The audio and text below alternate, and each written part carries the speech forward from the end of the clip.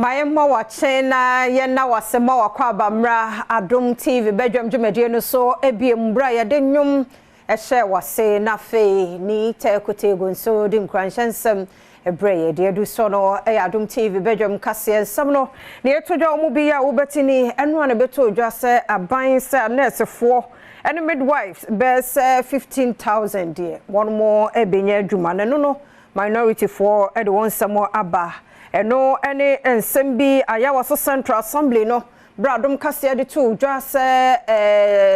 gata bi e war circle said ye sure bie no mpanifo ntu ho anamon betimi ade awu no ene wo ma besiesie eno ne ensembi ena no pay mede bro Adom TV Badwam kase wo share live on Facebook/Adom TV Extra Go TV channel no 119 DSTV 280 or YouTube search Adom TV Tube kwa adomonline.com ensem we nyina na ensem bi nso ewo ho aropai mahofadie Mejoy Trish nadaroma ena mede ebro mede afia amankwa tamaklo afia ni de bi entie se de ensem ni nchemu etie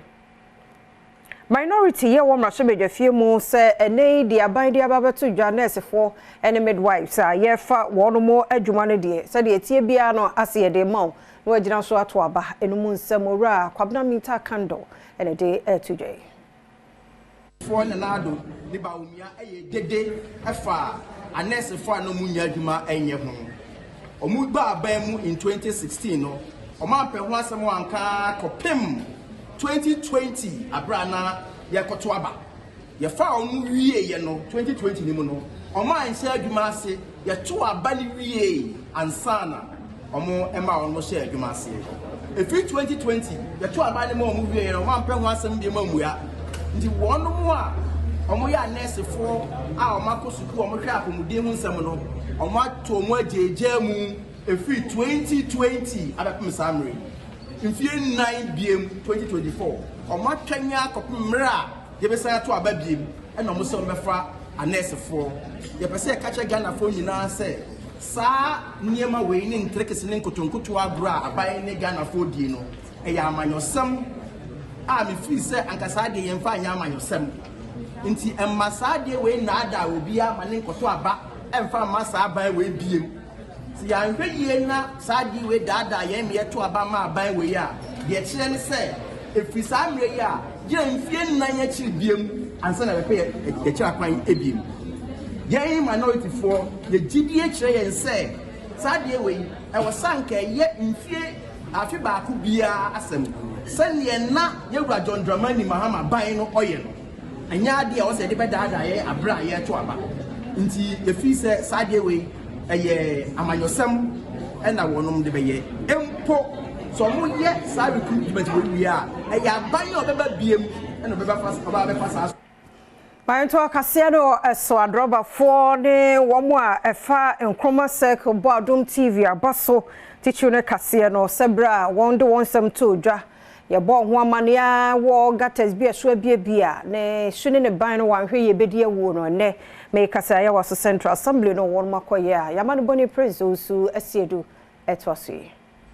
baby amigine eye circle interchange na wotwe be mienu a Adom news nsentwofo ye de beto omanfo enim se wudu ahanse a baby a ahyen enam ya na ntokuro ededa ha eye gata kese wo hai ede ko me ahodo no na enade enkata so entine yade a eha adwene pa ede ma eye ahyemkafo ene omanfo a na wo mo etwemu ewa ha enam so ma omanfo ede to Adom news enim no yede to eye assembly ewo ayawaso Central enim wo mo ka se wo mo etu so anamon na wo mo aba besiesie sesi enemo ka se wo mo de nade fufuro ena aba begusu a sesi no emfa akwanhie bi anase ohaw bia emre omanfo a wo mo enam ha no Adom news nsentwofo ene ahyemkafo a wo mo enam ha ne wo mo a wo mo twimoto ebi edi nkomo efa ho na wo mo so nsem a wo mo de tu dwa no mo mientie bi anopai asedanka ye MC ene assembly no in fact o ma ya ade honorable MC na ede na aba ha no in fact o bo adwuma na mo so adomfo de ese munji mutu mo ya ade esan se mo de manu tu mu pe ne ye be ye maaye ne ye de ye ka nam ha de ye tire pai ene ye do so personalize cars ni betwema o mutu tom ni Coin is so occupy coin. Sorry, I have power like sorry good, nice. Sorry, I'm fine. Mpo anopawe na mi say amabe nti yedomas amani boy me am dey free ye circle interchange e dey bre no me din Prince so say do amana bo na yekotie me yento akase no so na ayesu ne enigye wo abusia eye Moses Adey ya wonya nkwanhia menne me kasai ne nan baako ye twede free ho ebra eye multimedia group yakoye siesie baby edema wo mo ye ne jail properties kan ye ho bom a enne won manya dankra papa bi dam a won de ho aseda piaw e ma dum ene multimedia adwumako titu ne asempa fm kosi sai dwumadie a make say trade ene wo atwema kwa nwoma mansini mu e wa santimantem mu a won mani agye papa vi say na won ani na emunsem eni Pacho men so da se emle me beso ansuo beta me ne me mampo ye hunu se ansuo ta na bibi da ma na anwene da ti de me kan se Nyankopon hira mo pa Nyankopon fili wo suru mo hira wo bibia na me sire wo bi obo aye bia Nyankopon ma mo nyinchira hoɔden bom se de fili ahase na mo agitimi adi achia mama se bi ba bia ye bedidie asa me ye ba bia ye beda de mesre na nanu nyina se Nyankopon fili wo suru mo nhira mo de mesre abibia de mo bibia la obo a me ne me ba mo sisibia se Nyankopon ma mo nyinchira hoɔden wo mu plan de na me ni ani da so fi se eje ni ho ma mini ho mini obi ofa biye ni wa ka sesen mi jira kula ni abe ma kula mpom nim na ka se me ko me bla bi ho pa chere make mo kan se mi do bibia ase mi do bia ase mi do hene na ase mi do bi odi achi bia ase no bi otun butu music bi era den hye ma Enwachi Jimmy Agla ya won ye general manager yo hwe multimedia group limited ne so kuma ase enso din same say yato aso. And on behalf of the multimedia group, we want to welcome the chiefs of Trede and the invited guests and my colleagues from Asempa. Today is a special day for us on account of a documentary that was produced by our own set Kwame Boateng to help a certain young man who was disabled as a result of an accident. We've been able to appeal to our numerous listeners and the general public, and we got support for treatment for the young man and also to raise this beautiful edifice for their occupancy.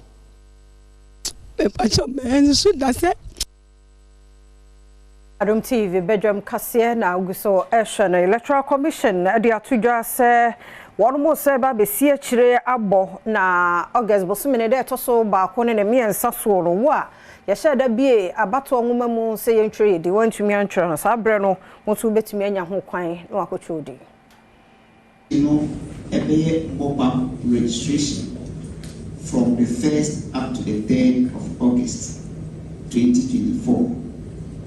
Now, mobile no, say, Obia 2018 after the last registration, and then Obia went to me unregistered time a year last registration for one or two reasons. Omne microphone one say on be register. Exactly you say registration also be online. Use offline. Enwachi Okasai Edifa Bambo enseme ho no de to just say o madin kan ya pose fu asutire intebre no wadura bibia no ebede da na akwam. Esanso eka you say places are registration will be taking place 268 district offices of our commission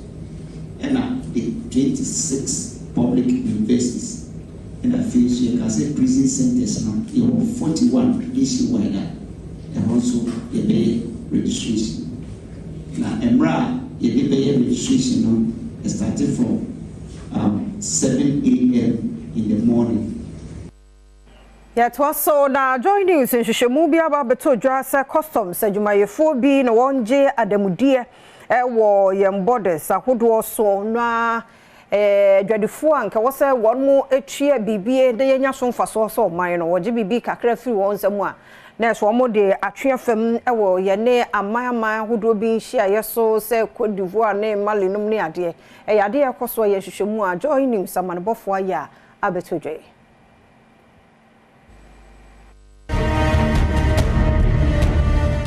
Organization for Economic Cooperation and Development echiremu a enema be se America dollar opepe $400 million